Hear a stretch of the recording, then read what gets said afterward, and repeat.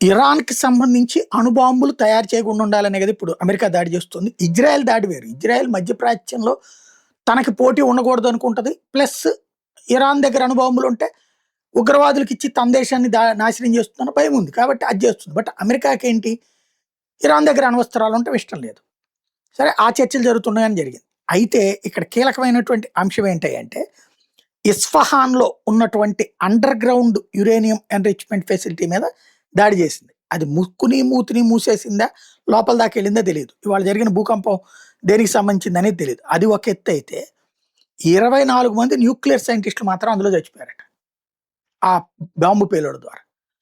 ఇక్కడ యురేనియాన్ని అణుబాంబుగా మార్చడానికి ప్రిపేర్ చేసింది ఇరాన్ అని తెలిసి ముందు సైంటిస్టులను లేపేసింది.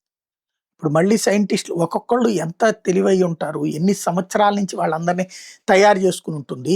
24 గంటల్లో 11 అణుబాంబులు తయారు చేయడానికి ప్రిపేర్ చేసి వాళ్ళని పిలుచుకొస్తే డైరెక్ట్‌గా ఆ యురేనియం మీద బాంబు వేస్తే పెను విధ్వంసం జరిగి రేడియేషన్ వచ్చేసి దేశం బూడిదైపోతుంది. అంతమంది చచ్చిపోతే అమెరికాని అందరు నోట్లో వస్తారు.